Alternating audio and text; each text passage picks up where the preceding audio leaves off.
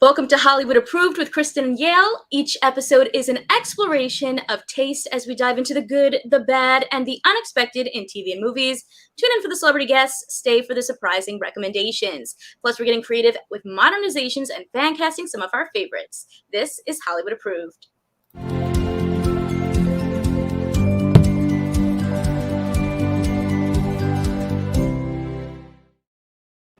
Yeah, we are back. Yes, we are back. We are back, and we have a very special guest. I'm so excited to have Spencer Sutherland joining us today. Yay! Yeah. Hi, guys. Hello. How's everything? Everything is fantastic. I've actually had a very fun last couple of weeks. Yeah, I just feel great, and I'm happy with how everything's going. Oh, yes, because you recently just opened up for the Jonas Brothers, right? Yeah, how wild is that? I can't believe that is real, but yeah, it's real. And How did that happen? that's a valid question. How did that happen? Essentially, I was doing this show called Summerfest, and also, have you ever done that thing where you get a text and you look at it and then you just can't think of anything else? That just happened to me. Sorry. Anyway, we have a similar agency. We're in the same agency, not the same agent, but I was pitched to open on the show, and they, as the Jonas Brothers do, have to approve everything themselves, and they were like, "Yeah, looks dope, let's do it," which is really cool, and it was just it was so much fun. It was amazing. Exciting. Oh, congratulations. I mean, you've you. just been booked and busy, man. Because, outside of that, you just made your acting debut in Afterlife of the Party on Netflix. Yes. How has that been, getting, reactions from, that movie now that it's been out for a little bit? Well, I love the movie, so I thought people would like it, but the response has been it's just gone beyond what I could ever imagine. I think people are really connecting to it, and people are loving it. And it was the #1 movie for a few days, and it was in the top 10 for over a week. And we just none of the cast or the crew, we didn't really expect that to happen. We expected people to like it, but we just didn't know, I think, was really the thing. We knew what we were making was special, and the fact that so many people connected to it in such a big way was incredible. And yeah, so that was wild. And then I've just been getting so many messages about people that love it and that are just finding out about me now, which has been really cool. And I've gotten a bunch of new people that follow me, and it's been very cool. Yeah. Can I ask, since it is a film about the afterlife a little bit, what are your beliefs on ghosts and spirits and all of that? Oh, I'm a firm believer in ghosts. I've been haunted a couple times, actually. Oh, wow. Yeah, a wild feeling. It's not the feeling of when you're home and you hear a sound and you're like, oh no, there could be a murderer down there. That kind of a fear is so much different than actually being haunted. You're fear is to the bone, and you're no matter what I do, there is a spirit here. This is crazy. If you would have asked me 2 years ago, I would have been no, that's why, that's not true. That's definitely not true. But I've had a couple of experiences that have told me otherwise. Crazy. I feel like you need to tell us about one of these, because I'm how did you get rid of that, or what happened? Yeah, it's really crazy. And the one that one time I saw, I swear I saw a ghost at the House of Blues in Dallas. That one was I might have seen something. But I was in New Orleans, and I was at a hotel that's notoriously haunted, or in the notoriously haunted room. And we get a knock on the door at 3 a.m. And I think I hear things. So I'm no, I'm going to go back to bed. And then I get another knock, and I get up, and of course there's no one at the door. And I kind of go back to bed, and I'm what is happening right now? Another knock, and I run to the door, and I look through the hole, and there's nothing there. I was no one could get out of the way of the door that fast. As I turn around, the phone rings, and I went over to the phone, and I picked it up, and there's no one there. And then it rang again, and the same thing happened. And the whole night I didn't sleep. And at about 5 a.m., I went down to the lobby, and I said, hey, did you call my room and then hang up or like just sit on the phone? And she was like, no, I didn't do that. Wow. And all this happened, and it was like the craziest feeling ever. And then I came home. God, I sound so crazy saying this probably, but I came home and I was putting my suitcase away, and I felt just ice cold on my neck, and I heard a scream, and I like threw my suitcase down the steps, and I like fell against the wall, and of course there's nothing there. And my girlfriend looks at me from down the hall. She's like, "What are you doing right now?" And I was like, "You didn't just scream right now?" And she said, "No." So I think I brought back a ghost from New Orleans back to Los Angeles. And Wow. she did leave though, because she's not here anymore. Pretty crazy. Yeah, you brought her to LA. She was like, I'm out. She's like, I gotta make my dreams come true. I gotta become an actor. Like, Well, Rachel Martin in the chat says House of Blues, Dallas is deaf haunted. dude. So What's up, Rachel? Oh my goodness. Yeah. I would be able to go to like a place that I know is haunted. Like that's brave. yeah. And I've been back to that hotel in New Orleans a couple times because we become good friends with the owner, and it's haunted. It's a for sure haunted place. It's crazy. That whole city's haunted though, to be fair. That ghost you kidnapped is her family's gonna be real mad every time you come visit. I know. Well, maybe I brought her back. Maybe I like babysat her good. for a while, and then I brought her back, and She probably it's all good was now. like, I'm homesick. I'll come with. Yeah.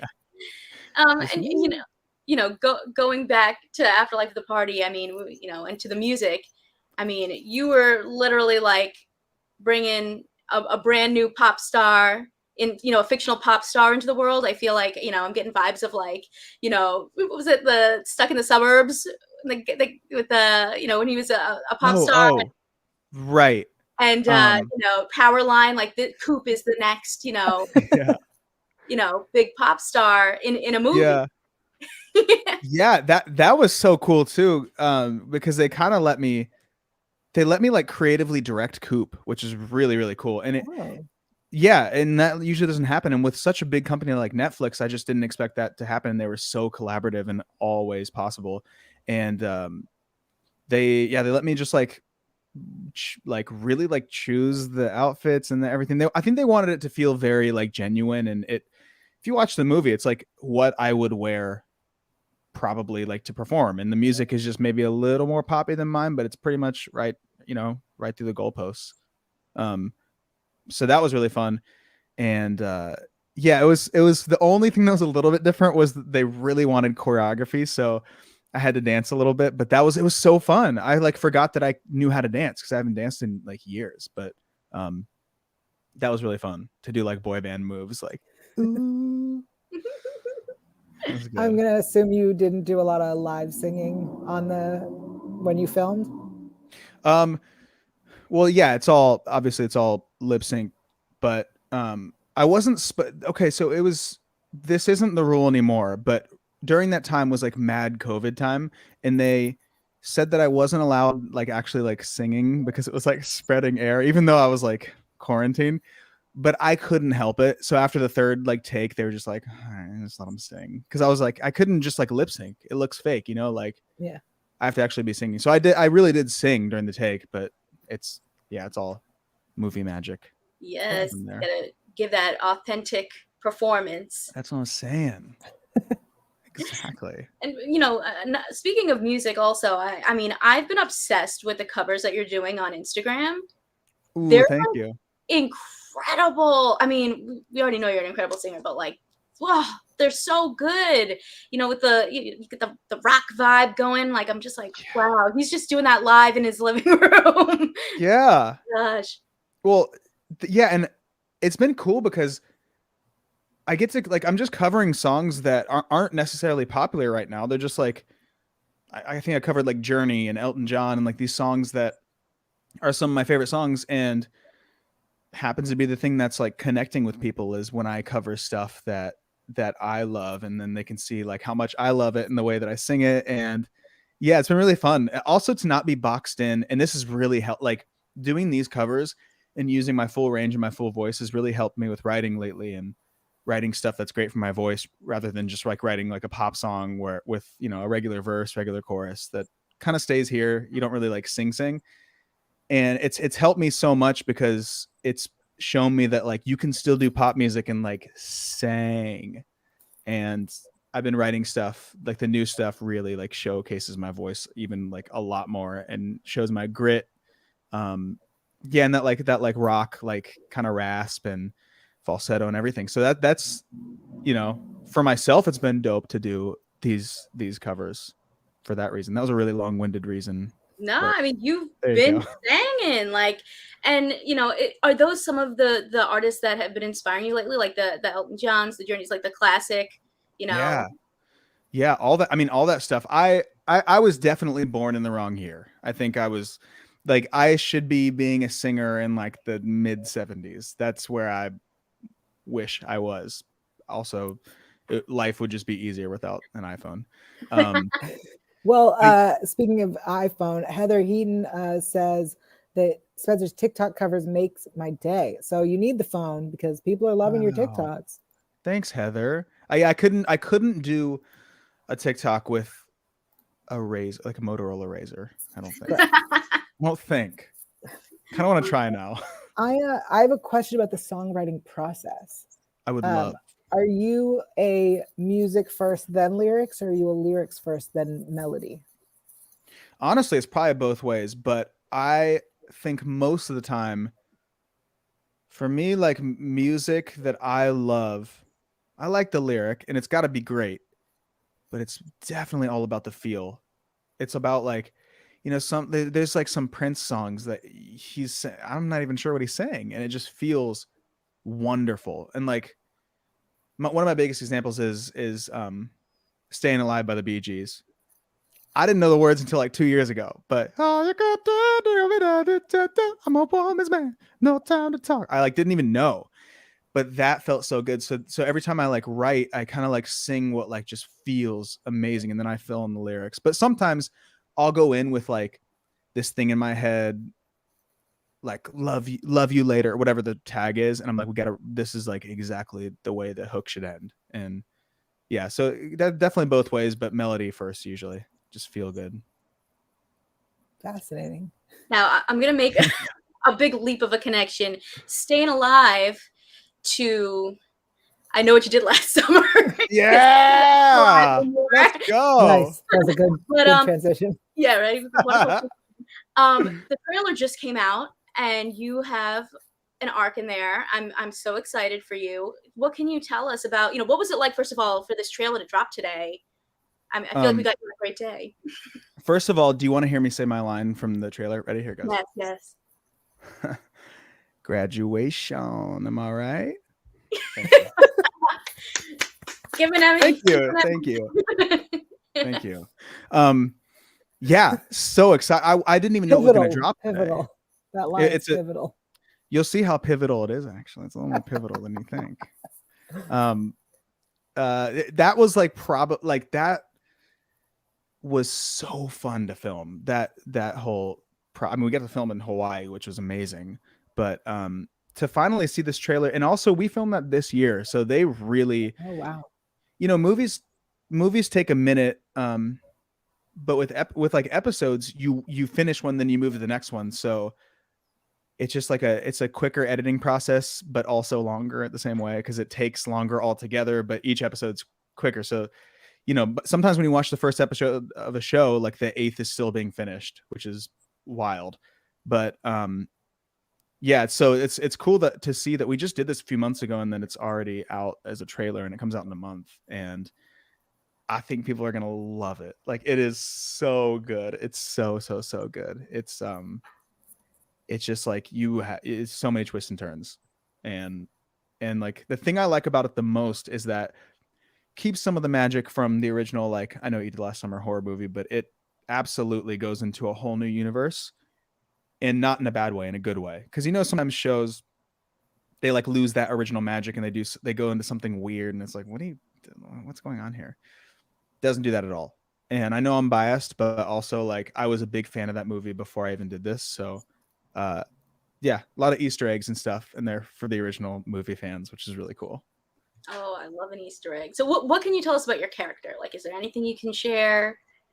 I don't want to have you spoil too much, but Well, I wish I could tell you everything. I'm just always worried about getting in trouble.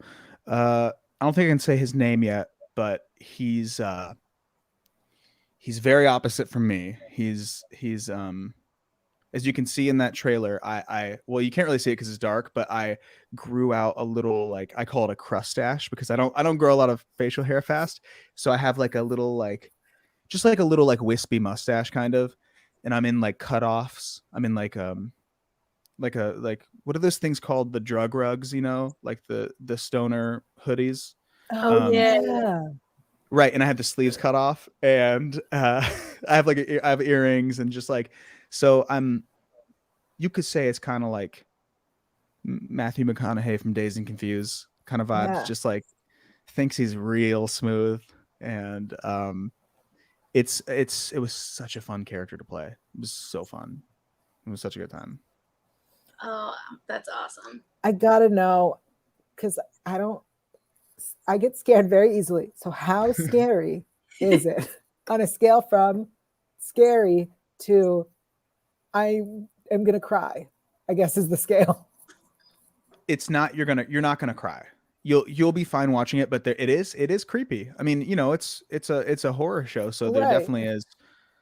There's some jumpy parts. There's some creepiness that ensues. But I mean, if you're easily scared, you can watch this. It's not like Okay. it's like, what's that show, The Haunting of Hill House? Yes, we're actually going to talk about it later, but That show that's is scary. rough. Right. That's I rough. know, I haven't Like, seen it. so it's not that level. It's Okay. yeah, it's got different stuff to it. It's not just it's horror, but it's not just horror. It's got a lot of wild Okay. stuff to I'm it. very excited. Yeah, Cannot it's wait. fun. It's fun. Awesome. So let us switch gears a little bit and get into our TV and film conversation. We want to know, what you're watching, what you recommend. So let's start off with, what is the last thing that you watched, Spencer? The last thing that I watched literally last night was a couple episodes of Clickbait. And What do you think so far? I gotta be honest with you. I didn't love it. I did Oh. not love it. And I think part of it was because it was number one on Netflix and everybody was talking about it. And Adrian Grenier, I think is the main guy's name. I love him. I think he's awesome, and he's actually pretty good in this. But it's just like, I don't know. The whole thing with, like, he was missing and was gonna be killed, and nobody was really freaking out about it. Like, it was like they're like, oh, we gotta stop this from happening. It was fine. I just wasn't my favorite. I think I feel bad How many now. episodes did you watch? 3, and then I read the ending. And I actually did the same thing.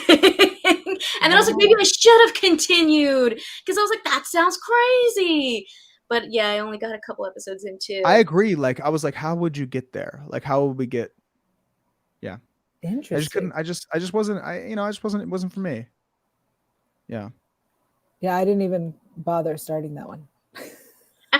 Yeah. I think you're safe there. I think you can do Great. without. All right, Kristen, what about you?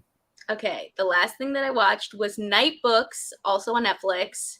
Super cute, fun for, Halloween. Got Kristen Ritter just being a glamorous goddess of a witch. There's, what I think is really fun about this one is that there are a lot of places that they could go in. Like, it's very much like a rich world where, like, they introduce this story, but, like, they could definitely do, like, sequels. It's kind of like Hansel and Gretel, but, like, to the extreme. And I thought it was really fun. And Kristen Ritter, like, I just want to see her in everything. So I enjoyed it. I recommend. Yeah, I wanted to check that one out because that's the kind of level of scary I think I can handle. This is a children's movie. Mm-hmm. Right. I mean, it's good. It's Yeah. good. What about you, Yael? What's the last thing you watched? The last thing that I watched actually is The Eyes of Tammy Faye. It's the new Jessica Chastain movie about Tammy Faye, based on the documentary The Eyes of Tammy Faye. For those who don't know, it means you're young.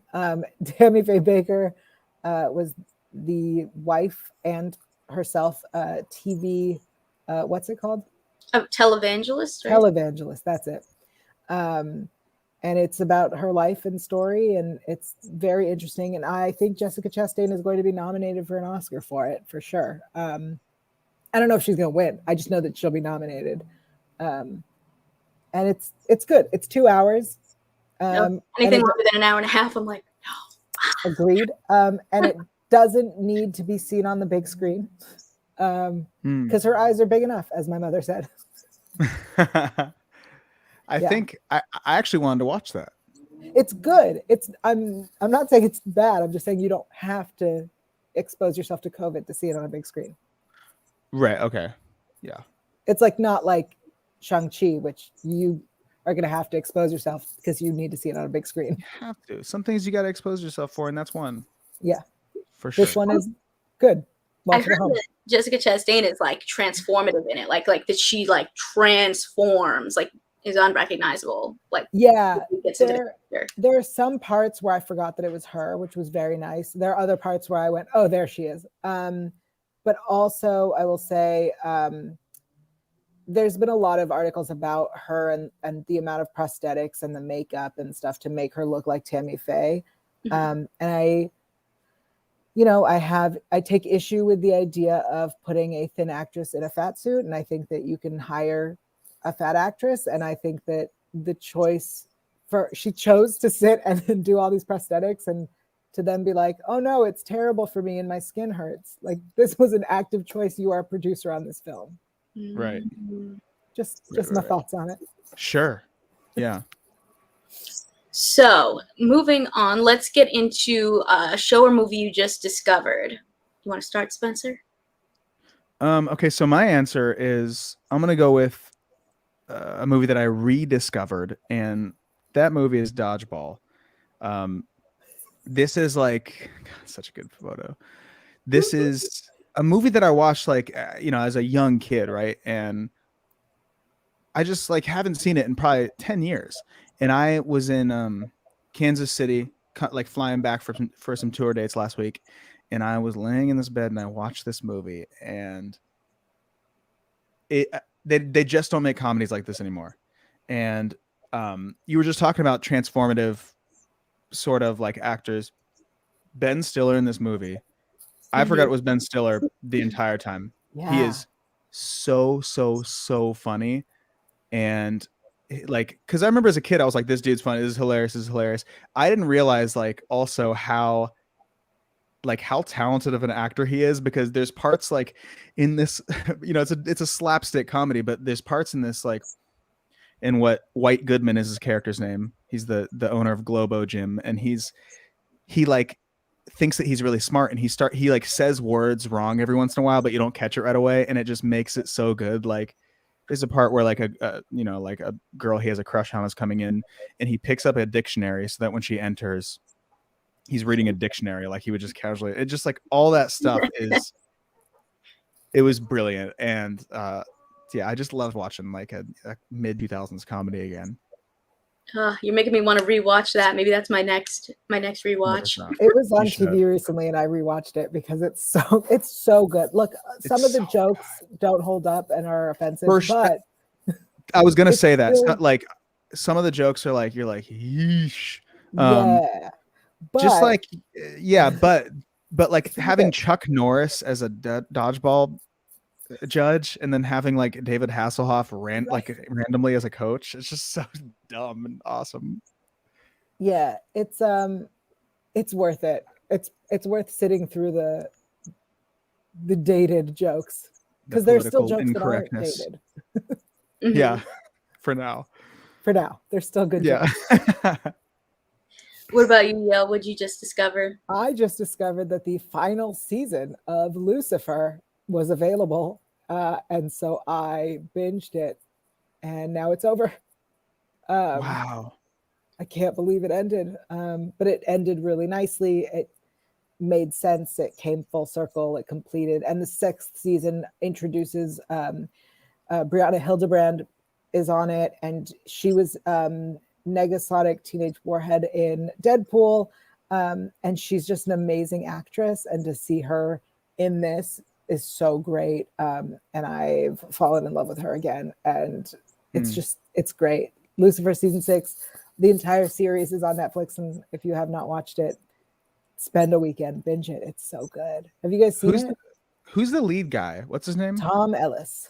He is handsome as hell. He is very handsome. Yeah. I've never seen it. I'd love to watch it though.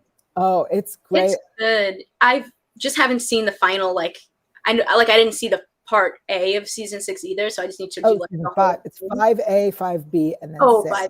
Oh. Wow. I don't know how much I've missed then. You've missed a lot.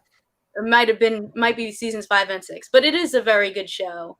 I like the way that they kind of talk about what does it mean for him to be Lucifer, and they dive into all these very interesting ideals that maybe people would not initially think about when you're thinking of who's this fallen angel. Yeah, so I find that very interesting.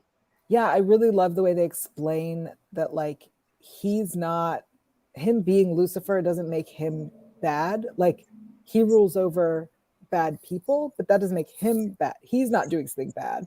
He didn't go to hell because he did bad. You know what I mean? It's just interesting. Mm-hmm. I love it. It's so good. Totally. Watch it. Yeah. Kristen? The last thing that I discovered was Malignant.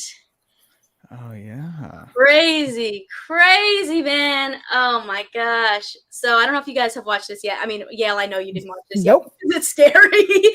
That poster's scary. That's a good poster. But it's one of those ones that I feel is kind of it's scary, but it's also a little bit campy, where some things I'm that didn't really make sense, but I'll just go along with it because this is terrifying. And there's a lot of, I guess you would say, body horror, I would call it, towards the end. Mm-hmm. And I was this is just nuts. I can't even tell you what it's about because it will spoil too much. But what is body horror? Gore? Your body contorting and okay. Got it. creepy and stuff. Yeah. The ballet one. Oh, maybe like that. Like the end of Paranormal Activity 2, or just You think I've seen more than one Paranormal Activity? First time I saw it, I was done. Anyway, sorry, go on. But yeah, so Malignant is just, I feel like they make it so that it seems like one thing's happening, and then they reveal this other thing is happening, and then you're oh my gosh, I wish I could tell you more, but if I say it, it's revealed. It's basically this woman is seeing these shocking visions, and then it turns out they're actually part of her own terrifying reality. But if I say too much, it will spoil. But I recommend, just because it's so out there, they really went for it. Yeah, that's a good way to say it. Mm-hmm. Nice. Wow. All right, let's go on to our next topic. What's a song from a movie or TV show that has stuck with you, Spencer? I would say the theme from The Breakfast Club, "Don't You Forget About Me." It's just such, I mean, it's one of the most iconic coming of age moments ever. When he's at the end, when they're walking through the field, and then he freeze frames up with his arm in the air. Yeah. Don't you? Yeah, it's just so wonderful. And every time I hear that song, I think about that freeze frame, and it does make me think about just nostalgia. It's just the most nostalgic song possible. It's wild because that song has become the song in that movement. This movement at the end has incepted itself into other pop culture. It was in Pitch Perfect multiple times. It was in the show 12 Monkeys, which we'll talk about in a bit. It is a thing. Everyone knows that song equates to a fist in the air. Yeah, it's epic. That's awesome. Yeah, that's mine. Nice.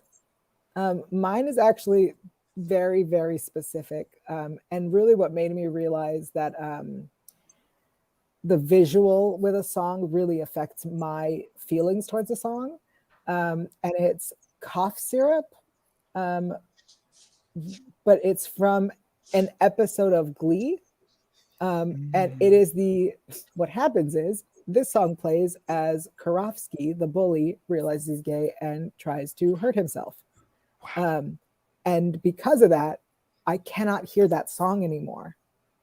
I loved that song, and it got destroyed because all I can picture is Karofsky hurting himself. So that is a song that has stuck with me forever. Sure. Yeah. That's wild.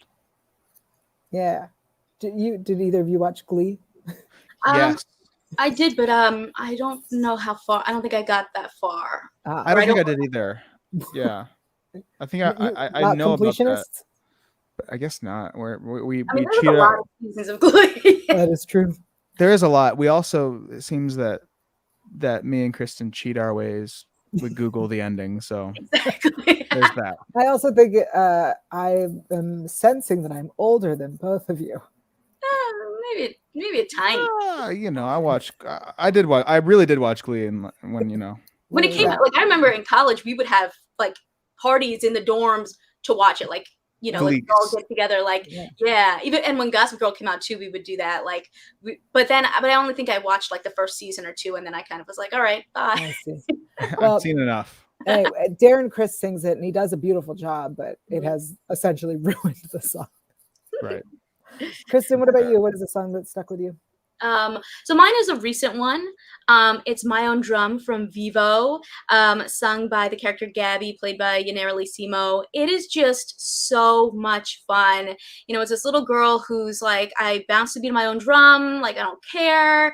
And it's just like her energy and the way that she sings it, like, is so joyful and so like just it's like so modern too, because the movie was focused on like the Cuban culture, so there's a lot of like Cuban music, but then this it's like full on like Missy Elliott vibes.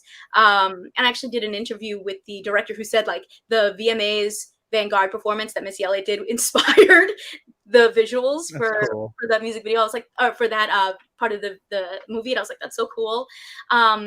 And she it's just so fun and like boisterous, and like it doesn't have to be like perfect, and I just thought it was so much fun. And she also has this part that's so like it's like very like, what is the word, auto-tune, and like get into the deep feels at one point, and it's so cute the way that they like brought in sort of like this like, I don't know, I guess it's like EDM sort of auto-tune like rap moment in this song for this little girl. And then they even got Missy Elliott to actually collaborate on a remix for it, which I was like, that's incredible. So cool. Yeah. So I just, Lin-Manuel Miranda, man, he could write every type of song. And I just love it. Like that movie alone, he's got like the Cuban music, he's got like an R&B ballad, like, like the classic like guy girl R&B like ballad. And then this song, which was just so fun. And I just can't get it out of my head. It's so good. You've brought this movie up quite a few times on this show, and I have to watch it. Or maybe I just talked to you about it. I don't know if maybe. I feel like you tell me about it all the time, and I don't know why I haven't seen it yet. It's really good. I'm telling you, it's so good. I think I've seen it 3 times. All right. Well, I'm gonna have to watch it. Me too. Yeah. And finally, what's a show or movie that you think everyone should watch at least once? I would say for self promo purposes, but also that aside, I think you should watch Afterlife the Party. It's a very, very, it's just a really touching film, and it's really cute, and it's also really fun. It's not like it deals with such a serious topic as, like your mortality and death, but it does it in such like a gentle way and sort of like a lighthearted way, which I like, because my entire attitude towards life is like, we all die, it's fine.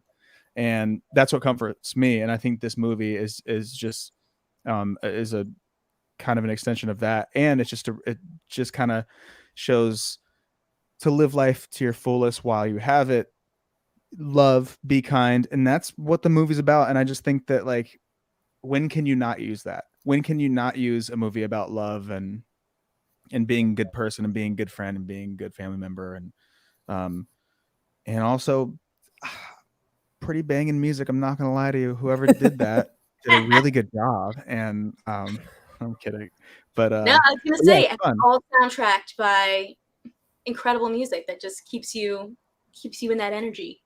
Just popping good away. Message, good music, good looking people. What could you ask for? Thank you. I don't know if you're talking about me, but thank you. I mean, obviously. Okay. Well, thank you very much. You're welcome. But yeah, that's I think everybody should check it out. It's fun. It's a really fun movie. And now my promo is over. What's your guys's? I'll go next. Mine is Haunting of Hill House, which you brought up before. Man. Oh my God, it's just the bent neck lady story. Just it gets me so good. I feel like it's one of the most incredible reveals of a show that I've ever seen. Like just the way that they've like tackled like the time in there and like the present day and the them when they were young, just the whole thing. And then Mike Flanagan just did so many brilliant things in the show, like the episode, I think it was The Storm, where they like did basically like 4 long cuts, and that's the entire episode. It's just like such long shots. Like that's so impressive. You have to like set up all this stuff, have people doing choreography, moving around, moving things to get those shots. Like just a really beautifully done adaptation, and just I thought took it to places that like when I think back on like what are just like incredible shows, that's one that I'm like, you need to watch it. And especially, I mean, it's getting to be spooky season. Now's the perfect time for a rewatch. So highly recommend. Agree. I will have someone hold my hand while I watch it. There you go. You need it. It's rough. It's scary. It is. Yeah. That's what I hear. Yeah. All right. Mine is also a little scary, but only because of our current world. It is 12 Monkeys, the series.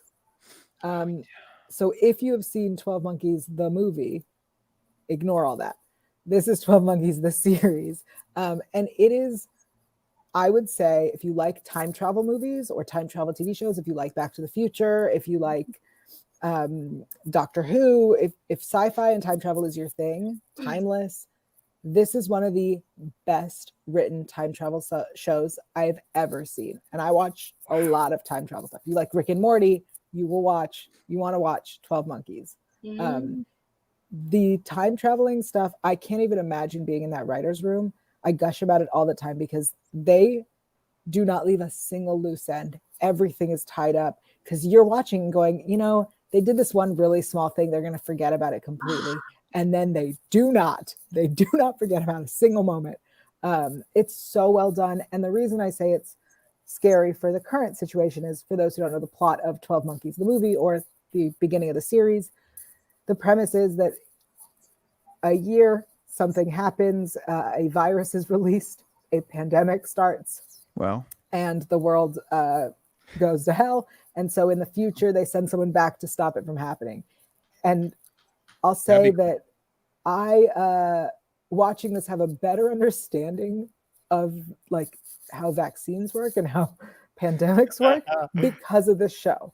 Because one of the characters is a virologist for the CDC. So like now I understand a lot more because they explain the science behind it.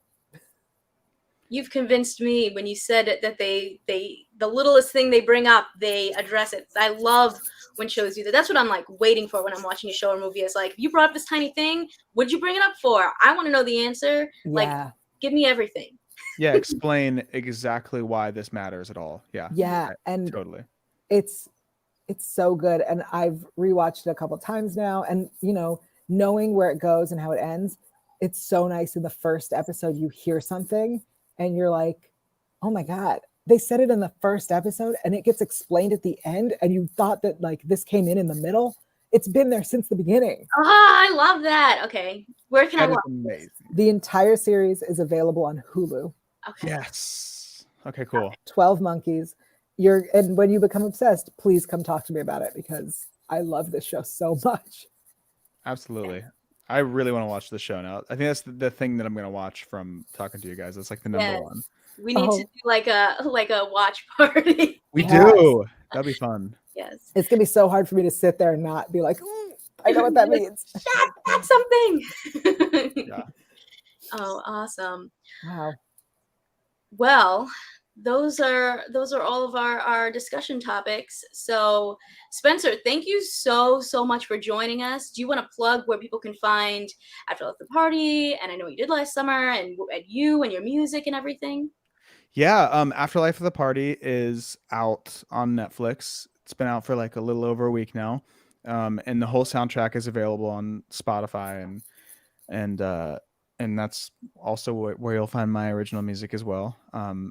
On Spotify, Apple Music, YouTube, all that stuff. And then I Know What You Did Last Summer is coming October 15th to Amazon, and I'm very excited for people to see that. I think it's potential to be like a really big show. So yeah, couldn't ask for more. I don't know if I have any time for anything else to do because I'm doing a lot of that stuff. But also I have a podcast as well. It's called When's Lunch, and I do it with my right. That's what I'm saying. I do it with my best friend who's also my drummer on tour, and we it's not really about anything. We just hang out, and I have a bunch of friends who are in entertainment, and I just talk to them about life, crazy drunk stories, like whatever it may be, and we have a good time. So check out When's Lunch podcast. Oh, awesome. That is great. Yeah. And Spencer, if people want to see your covers on Instagram or TikTok, what are those social handles? They are both at Spencer Music because Spencer Sutherland is too long for social media. So Spencer Music. Amazing. Awesome. Thank you so much for joining us. Oh, yeah, thank you guys for having me. Before you go, bring up Heather. Stream Shame by Shame. Spencer Sutherland. That's it. Thank you, Heather. That is the truth. You should go stream Shame, and I would appreciate that. Awesome. Thank you so much for joining us, Spencer. This was so fun. Yeah, thank you guys. Let's do it again sometime. That was a lot of fun. Absolutely. All right. Okay. Bye guys. Bye. We still have more to do. Yes. Thank you so much, Spencer, for joining us. And up next, for Fancasting. Yes. Well, I'm trying to find a graphic, and I guess I didn't pull one but let's do it. No worries. We are Fancasting the Addams Family. I think we're inspired by the new Wednesday show. Yes, which I'm so excited for. And also, like I said, it's like spooky time. Like, it is spooky time. I don't care like that it's not October yet. It's October to me. It's not October? That's weird. All right, so let's start with the parentals.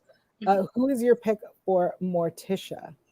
Okay, so for some context, my cast, which actually it's fitting that we're doing this one today because it's Latinx Heritage Month, and my whole cast is full of Latinos. That was my vibe because I just feel like, especially with this new Wednesday show that's coming out, like I believe that the Addams Family are Latino. Like I believe that they are. I think the name Gomez makes me believe that they are.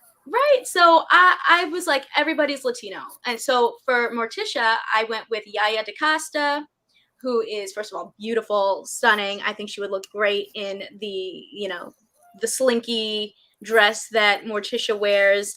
And, she's a model, was on America's Next Top Model. And, is an actress. And I think that she just, would overall do really well in this role. And of course, she's also a Latina, Brazilian and African-American, gorgeous. And yeah, this is who I want to see as Morticia. My Morticia pick is someone that I also think would look phenomenal in a slinky dress. And the reason I picked this picture is because I think it shows her ability to do a Morticia, but it's not necessarily, it has someone else in it. Anyway, my pick was Danielle Brooks, whom is best known for Orange is the New Black, but really, if this doesn't scream Morticia to you, you know what I mean? Like if the hat and dress were black and the lip was like a red, Morticia right there. So that's who I picked. Who do you have for Gomez? Okay, I feel like this is like who everyone wants to see as Gomez. Yeah, 100%. And it's Oscar Isaac. Very handsome. I mean, has been in so many things lately. Like this has been Oscar Isaac's like last few years. You know, like he's just like in everything. Very much a wanted guy, like in projects. And I feel like to me, when I think of Gomez, if it's like a modern day remake, like he's the go-to that I would think of. Yeah, I agree, which made it extra difficult for me because you took him for your pick. So I went with someone who I think is not getting enough appreciation and should, and that is Henry Golding. Agreed. He is, look at that. I mean, that jacket just says Gomez. That definitely. I love that you picked people in outfits that like would go well with the characters. I feel like sometimes my castings are like out are not really what you think of, and so I like try to find pictures to prove that I'm right. Absolutely. Okay, Wednesday. This is an iconic role. Who do you have? This was a hard one because I really liked the casting of Jenna Ortega. Same. But I decided to go the Vivo route. And I chose Yael Tygiel, who we were just talking about before. I think she's very cute. I think she's a little bit younger, which I think could make a good, Wednesday. And I want to see her in more things. I thought that she did a really great job just voice acting alone, to the point where like watching Vivo, I was like, this girl's a star. And that was the first thing she's ever done. And like, I don't usually just like sit there thinking like, oh, this voice, right. Like I was like, wow, this girl's really, really good. And so I'd love to see her in like a live action thing. I love that. I haven't seen Vivo yet, but she seems great. And I could see her as Wednesday, which I really like. Who'd you go with?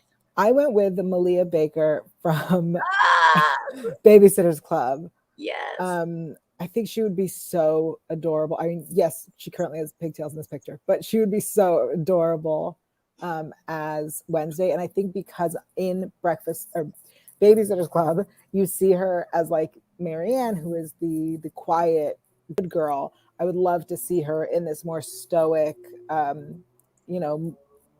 malicious, little mischievous role. Yeah, I love the Babysitter's Club, so I would love to see that. Oh my goodness, I'm so excited for season 2 of that. Me too. That's a show that is surprising that I love, but me too. Yes, it's so good. All right, Pugsley. This was a hard one.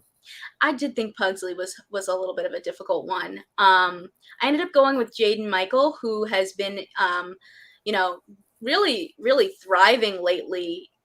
He was in Vampires versus the Bronx. He was in, I believe he's going to be young Colin Kaepernick. Oh, yeah. So he's, young Colin Kaepernick and Colin in Black and White. So I just feel like this is like, he's rising right now. And, I feel like he's a similar-ish age to Yael Tygiel that like it could work. Is Pugsley younger or older? He's younger, right? I think he's younger, but I'm not sure. Yeah. They're around the same age. Yeah. So, or at least they were. Yeah. So, well, we could do whatever we want, to be honest. and I did. Mine is much younger. Oh, tell me yours. I picked Ian Ho, who played Henry Golding's son in the Blake Lively movie. Oh, A Simple Favor. A Simple Favor.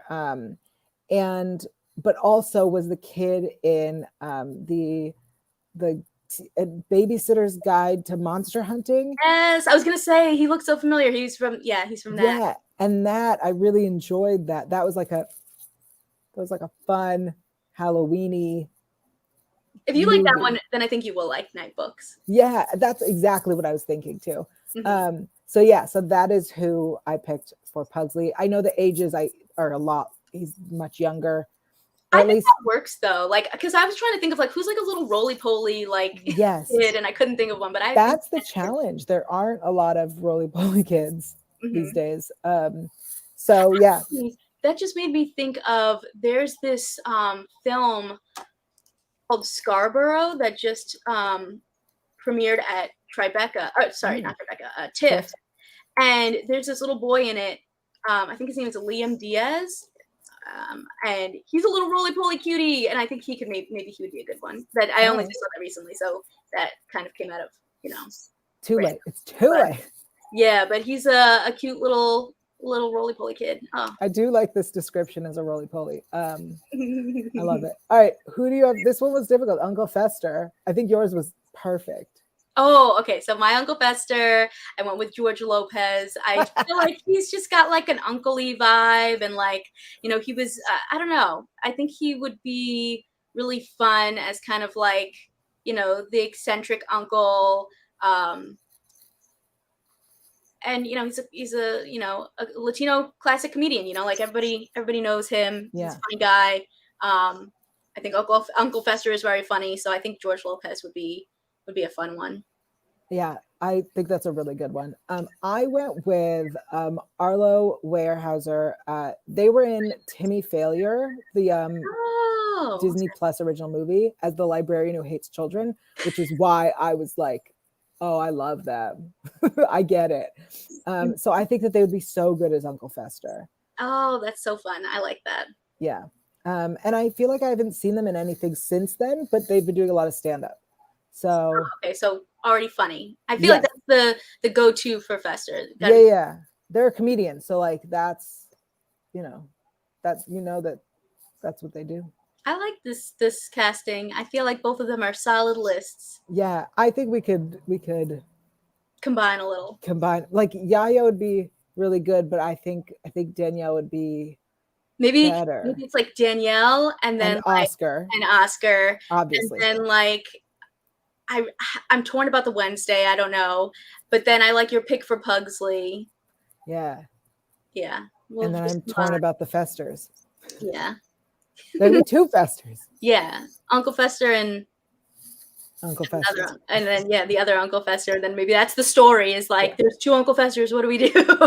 I love it. Awesome. Well, that's it for today's show. Woo! Thank you again to Spencer Sutherland for joining us. Yes, that was so fun. I loved hearing his stories about the being haunted. I'm so glad I asked. I really thought that he was going to be like, no. That would have been it. Yeah. Oh, God. I never want to be haunted. As much as I love Halloween and spooky things, I do not want to be haunted. Well, Yael, where can people catch up with you when you're not here on the show? I'm everywhere at Yael Tygiel. That is YAELTYGIEL. You can check me out on Sundays on the Law and Order S Review podcast, where we obviously talk about Law and Order Special Victims Unit, the greatest show of all time. And also coming up soon, the second half of Leverage Redemption Season 1 will be dropping on IMDb TV. And when that does, you'll be able to check out the official Leverage Redemption After Show, a very distinctive podcast only on Electric Now. It's a free app, and it also has free TV on it. So you can watch things for free. So yeah, where can everyone find you? What are you up to these days? These days I've been wrapped up in TIFF, which has been fun, but also my eyes are tired. And you can find me everywhere at Kaymaldo, KAYMALDO, on Twitter, Facebook, Instagram, Vieta1, and of course on YouTube. And I've been just doing a lot of interviews and reviews lately. And then you can also check out my podcast, Pop Culture Planet. Actually, speaking of Hispanic Heritage Month and Latinx Heritage Month, I've been doing a bunch of interviews lately. So my Latinx Heritage Month, like Pop Culture Planet features, are coming soon.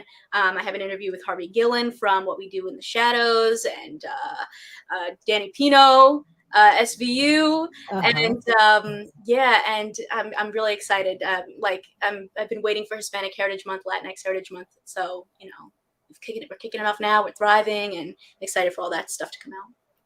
Awesome. Well, until next time, thanks for joining us. See ya.